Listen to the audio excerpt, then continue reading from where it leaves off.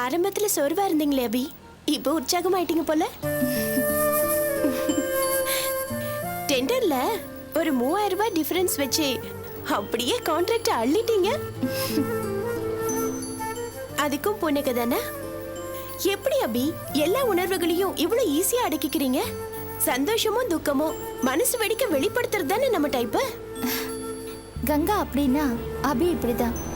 சந்தோஷமோ துக்கமோ ஒரு அளவுக்கு மேல என்னை எப்பவும் பாதிச்சிடாம நான் பாத்துக்கிறேன். ஆனா அந்த ஆதியை நீங்க பார்த்தப்போ உங்க முகத்துல ஒரு கோபம் தெரிஞ்சது. அப்படியா? ஆதி மேல இருக்கிற கோபம் மட்டும் என்ன அறியாம வெளியில வந்துருது போல இருக்கு. அபி, எனக்கு ஒரு சந்தேகம். உங்களுக்கும் ஆதிக்கும் அப்படி என்ன பெரிய பகை? நீங்க என்னடான்னா அவன் பேரை கேட்டாலே டென்ஷன் ஆகுறீங்க, அவன் உங்களை அழிச்சே தீருவேங்கிற மாதிரி பாக்குறான். முதல் பார்வையிலேயே பிடிக்காம போன உறவு அது. யூனோ ஒன் திங், நான் ஆரம்பத்துல ஆதித்யா கிட்ட தான் வேலை பார்த்தேன். அவன் ஆபீஸ்ல ஒரு சாதாரண செக்ரட்டரியா இருந்தேன். கேள்விப்பட்டிருக்கேன் அபி. ஆனா அதுக்காக எதுக்கு இவ்வளவு பகையும் கோபமும்? ஈகோ தான். ஆதியோட ஈகோ அவ்வளவு மோசமானது.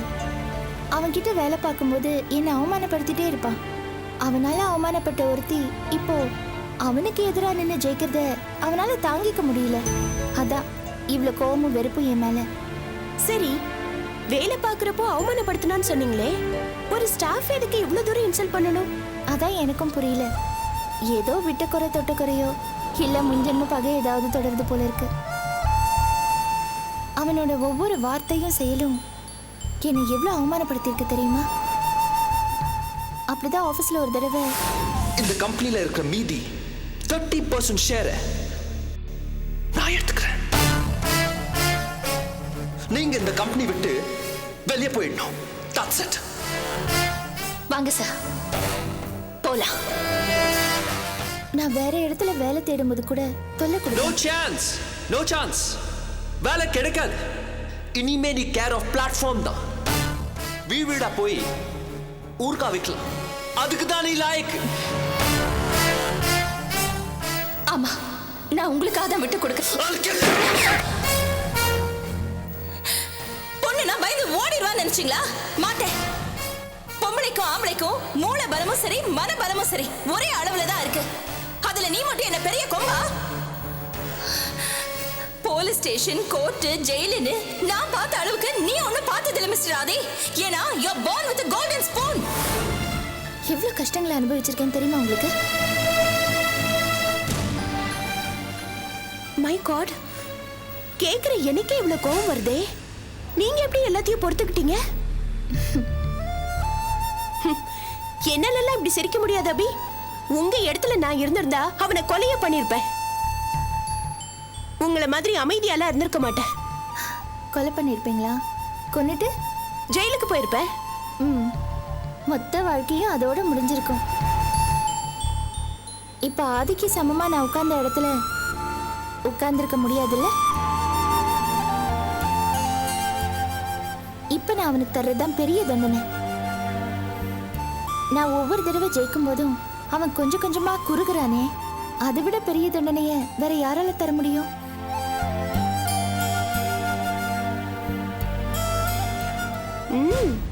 சரிதான், நீங்க பெரிய ஆளா இருப்பீங்க போல் இருக்கு. உங்க கூட மோதனா அவ்வளவுதான் இல்ல? ஏன் என் கூட நீங்க எதுக்கு மோதணும்?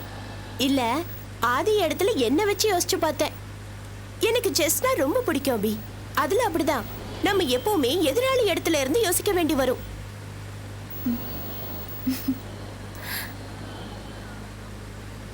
ஆதி பண்ண தப்பு என்ன தெரியுமா? உங்க பலம் என்னன்னு தெரிஞ்சு அங்க அடிக்காம விட்டதுதான். சொல்லுங்க அபி, உங்க பலம் என்ன? ஏன் தெரிஞ்சுக்கிட்டு அந்த இடத்துல நின்று என்ன அடிக்க போறீங்களா? சொல்ல முடியாதுல்ல. என்னைக்காவது ஒரு நாள் நானும் நீங்களும் எதிரெதிரே நின்று மோத வேண்டி வந்துட்டா எல்லாரும் முன்ஜாக்கிரதா. ரொம்ப விளையாட்டா இருக்கீங்க கங்கா. அப்படியே என் கேள்விக்கு பதில் சொல்லாம நழுவாதீங்க. உங்க பலம் என்னன்னு சொல்லுங்க அபி. பலம் எது? என்னோட பலம் என்னோட ஃபேமிலி, என்னோட ஃப்ரெண்ட்ஸ், எல்லார் மேலேயும் நான் வச்சிருக்கிற நம்பிக்கை, இதுதான் என்னோட பலம். அந்த நம்பிக்கையை உடைச்சிருந்தா ஆதி ஜெயிச்சிருக்கலாம்ல?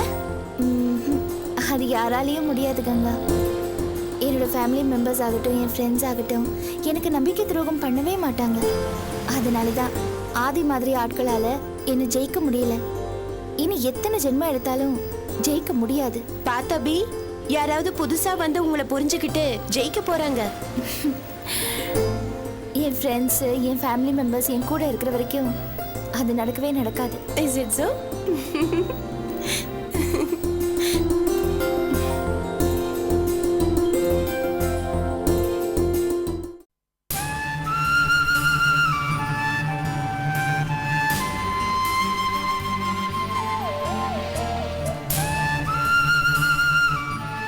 என்னம்மா உஷா, திடுதுப்புன்னு இந்த மாதிரி வந்து சொன்னா எப்படிம்மா? அப்பா, இத்தனை நாளா என் மனசுல இருந்த வேதனையை இன்னைக்கு தான் நான் வெளிப்படுத்தி இருக்கேன். இனிமே என்னால் அந்த வீட்டில் வாழ முடியாது. என்ன பேசுற உஷா? நீ உன் புருஷன் வீட்டுக்கு போக மாட்டேன்னு சொல்றது எந்த விதத்துல நியாயம்? நீ அவர் கூட தாமா இருந்து வாழணும். நான் வேணா அவர் கூட இருக்கலாமா, ஆனா வாழ முடியுமான்னு எனக்கு இப்ப சந்தேகம் வந்துருச்சு. அபிகிட்ட அவர் அடையிற தோல்விக்கெல்லாம் நான் தான் காரணம்னு தப்பா நினைக்கிறாரு. தேவையில்லாம தப்பு தப்பா எதையோ யூகம் பண்ணிட்டு ஏன் கூட வந்து சண்டை போடுறாரு. எப்படிமா உஷா, முடியலம்மா. ஒரு குழந்தைய சுமந்துட்டு இருக்கிறவன் கூட பார்க்காம இப்படி கை நீட்டி அடிக்கிற ஒரு மனுஷனோட என்ன எப்படி வாழ சொல்ற? இல்லம்மா, நீ பேசுற மாதிரி இல்ல. எல்லா உறவுகள்லயுமே சச்சரவ சண்டையும் இருந்துகிட்டு தான் இருக்கும். அதுலயும் கணவன் மனைவி உறவுல சண்டையும் சச்சரவும் அதிகமாவே இருக்கும். அதை அனுசரிச்சு வாழ்ந்து காட்டுறதாமா முக்கியம். இப்படி கோச்சிட்டு கிளம்பி வர்றது நல்லது இல்லம்மா. அப்ப என்னப்பா பேசுறீங்க? அவர் கை நீட்டி அடிக்கும் போது கோச்சிக்கிட்டு வராம எல்லா அடியும் வாங்கிக்கிட்டு சலம் போட்டு நிக்க சொல்றீங்களா? அப்படிதான் இருக்கணும்னு சொல்றீங்களாப்பா? நான் சொல்றது கொஞ்சம் பொறுமையா கேளுமா. கொஞ்சம் விட்டு கொடுக்கணும், நிறைய பொறுமை வேணும். கணவன் மனைவி உறவுல சிலதை சகிச்சுக்கணும், சிலதை பொறுத்துக்கணும். அப்பதாம்மா உறவு நீடிக்கும். சாரிப்பா, நீங்க படிச்சவரு, என்ன புரிஞ்சுப்பீங்கன்னு நினைச்சேன். நீங்களும் மத்தவங்க மாதிரி இப்படிதான் உபதேசம் பண்றீங்க. படிப்புங்கிறதுக்கு என்னம்மா சம்பந்தம்? நாம படிக்கிற எல்லா விஷயத்தையும் வாழ்க்கையில கடைபிடிக்கிறது கிடையாது. கொஞ்சம் நிதானமா யோசிச்சு பாரு, உனக்கு நான் சொல்றது புரியும். வாழ்க்கையில ஒரு ஸ்டேஜுக்கு அப்புறம் நிறைய காம்ப்ரமைஸ் பண்ணிக்கிட்டு தான் நாம வாழ வேண்டியிருக்கோம். அப்புறம் உஷா, நானும் அம்மாவும் பெங்களூருக்கே போயிடலான்னு இருக்கோம். எதுக்கு? அங்க போய் நம்ம பிசினஸை கண்டினியூ பண்ணலான்னு இருக்கோம். ஓ, வெரி குட். நான் இங்க வரேன்னு சொன்ன உடனே ரெண்டு பேரும் பெங்களூருக்கு போறதா சொல்றீங்களா? சச்சா, அப்படிலாம் இல்ல உஷா. அப்பா முதல்ல இருந்தே இந்த ஐடியால தான் இருந்தாரு. எதுக்குமா இப்ப எதுக்கு திடுத்துப்புன்னு பெங்களூர் பிசினஸ் ஆரம்பிக்கிறீங்க? என்ன உஷா, நீ போன இடம் வசதியான இடம் தான். ஆனா எங்களோட பங்குக்கு எங்களோட பேர குழந்தைக்கு சொத்து சேர்க்கணும் நாங்க ஆசைப்படுறோம். அதான் நமக்கு கௌரவம். அதோட நல்ல ஒரு பிசினஸ், அதை எதுக்காக போடணும்?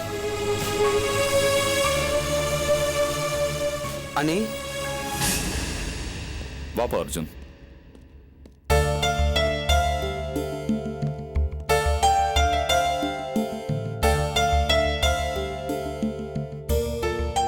என்ன நீங்க உங்களுக்கு தான் அண்ணனை பத்தி தெரியும்ல, அவருக்கு கோவம் வந்தா மூக்கு நுனிமலை இருக்கும்னு.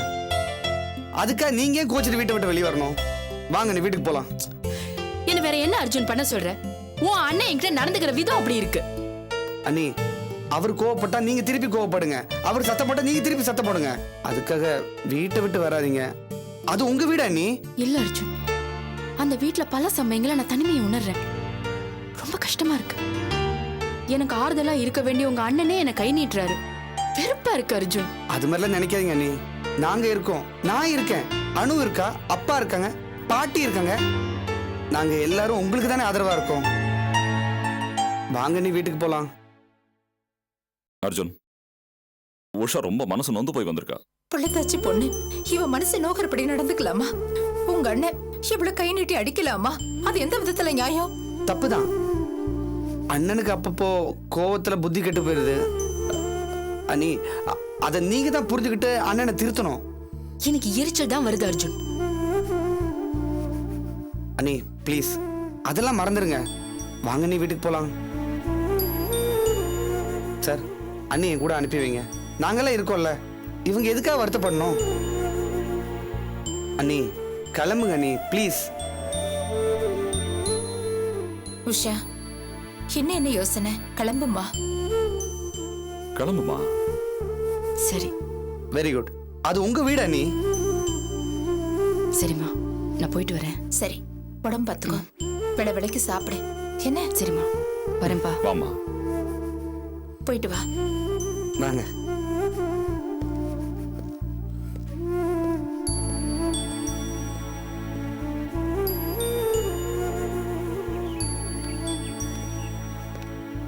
அண்ணே, நீங்க எதுக்குமே கவலைப்படாதீங்க. இந்த விஷயத்துக்கு பின்னாடி யார் இருக்காங்க, என்ன நடக்குதுன்னு எனக்கு தெரியும். அதை நான் டீல் பண்ணிக்கிறேன். அர்ஜுன், என்ன சொல்ற? நீங்க வாங்க, நீ எல்லாம் தானா தெரியும். வாங்க. என்னம்மா சொல்ற? நம்ம மனோ காதலிக்கிறானா? சான்ஸே இல்ல. நான் கூட முதல்ல நம்பலேடி. ஆனா ராஜேந்திரன் உறுதியா சொல்றானே. ராஜேந்திரன் மாமா கிட்ட மனோ ஏதாவது சொன்னானா? இல்ல, தான் கவனிச்சதை வச்சு ராஜேந்திரன் யூகிச்சு என்கிட்ட சொன்னான். மனோவோட நடவடிக்கையில ரொம்ப வித்தியாசம் தெரியுதா. ராஜேந்திரன் மனோ கூட நெருங்கி பழகுறவன் இல்லையா, அவன் சொல்றது நம்புற மாதிரி தான் இருக்கு. நம்ம மனோ யாரையாவது லவ் பண்ணா பெரிய ஆச்சரியம்தான். ஆச்சரியம் இல்லடி, எனக்கு கவலையா இருக்கு. கவலையா? நீ எதுக்குமா கவலைப்படணும்? ஏதோ அவன் இந்த அளவுக்காவது முன்னேறி இருக்கானேன்னு சந்தோஷப்படு. உனக்கு என்ன விளையாட்டா இருக்கா? மா, நீ எதுக்கு பயப்படுற? காதலிக்கிறது ஒன்றும் பெரிய தப்பு இல்ல. இன்னும் சொல்ல போனா மனோ நிஜமாவே காதலிக்கிறானான்னு நமக்கு இன்னும் 100% தெரியாதே. அப்படியே அவன் காதலிச்சாலும் அதை பத்தி நம்ம வருத்தப்படுறதுக்கு ஒண்ணுமே இல்ல. அது இல்லடி, என் மனசு நிறைய விஷயங்களை நினைச்சு சஞ்சலப்படுது. என்னம்மா சொல்ற? 1000 தடவை யோசிச்சு பார்த்து பார்த்து அபிக்கு கல்யாணம் பண்ணி வச்சான். அது தோத்து போச்சு. உன் நிலைமையும் இப்ப தெளிவில்லாம இருக்கு. இந்த ஆர்த்தி அவளும் இப்படிதான் லவ் அது இதுன்னு அவ வாழ்க்கையிலையும் நிம்மதி இல்ல. இதெல்லாம் என் மனசை உறுத்திக்கிட்டு இருக்கு. இதுல இவன் வேற காதல் கீதலன் போய் இவனோட பொழைப்பையும் கெடுத்துக்குவானோன்னு பதட்டமா இருக்கு. அட என்னம்மா நீ? ராஜேந்திரன் மாமா ஏதோ யூகத்துல சொன்னதை வச்சு மனசை போட்டு இப்படி குழப்பிட்டு இருக்க. முதல்ல மனோ காதலிக்கிறானா இல்லையாங்கிறதே உறுதியா தெரியாதே. சந்தேகம்னு எப்படியோ ஒண்ணு வந்துருச்சு. முதல்ல அதை தீர்த்துக்கணும். நீ அபிக்கு ஃபோன் பண்ண, ஆபீஸ்ல இருந்து நேரா வீட்டுக்கு வர சொல்லு.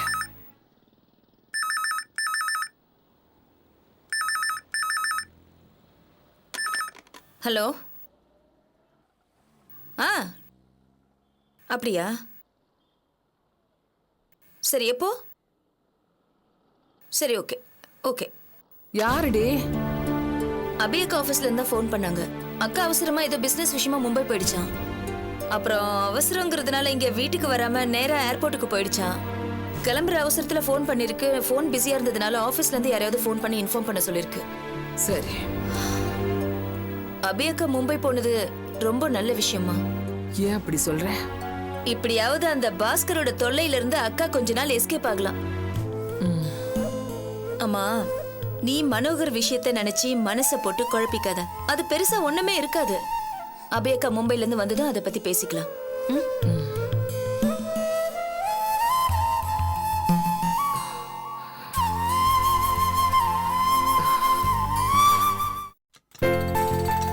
சீக்கிரம் சீக்கிரம் மேல ஏத்துங்க.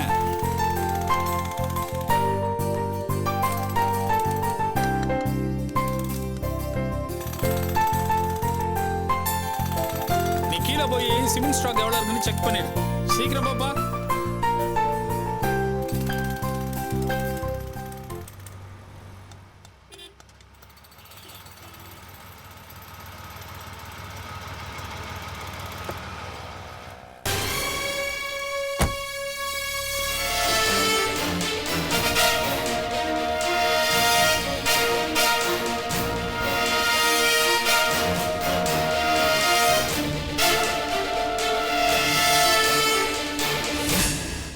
ஏய், அபி எங்க இருக்கா மேன்?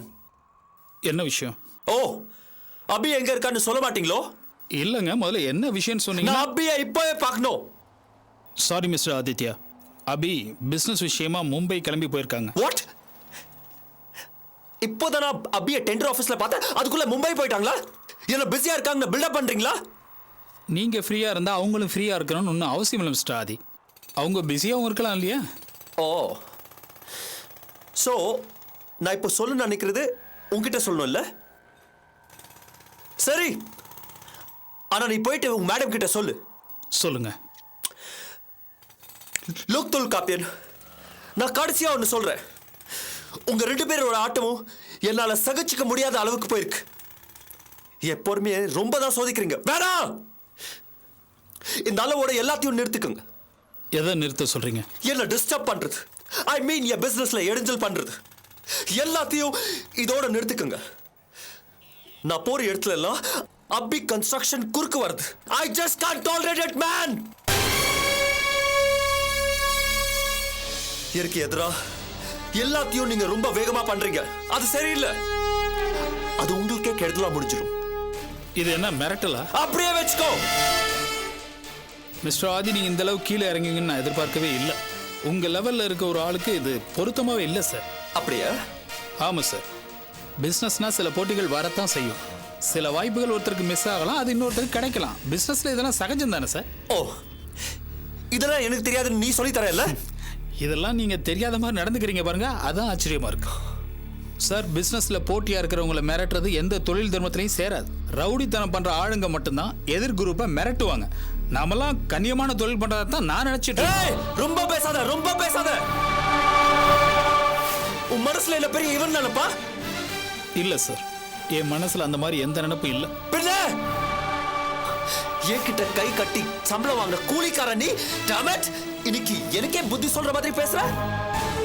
பிசினஸ் பத்தி எனக்கே உபதேசம் பண்றல சார். பண்ண வேலைக்கு கை நீட்டி சம்பளம் வாங்கினதுல எந்த அவமானமும் இல்லை. ஆனா நீங்க இதை பல முறை சொல்லி காட்டிட்டீங்க. ஆனா இதுல என்ன கௌரவ குறைச்சல் எனக்கு தெரியல. உங்க அப்பா கூட அவரோட ஆரம்ப காலத்துல யார்ட்டையோ சம்பளம் வாங்கிட்டு இருந்தவர் தானே? வாய மூடு.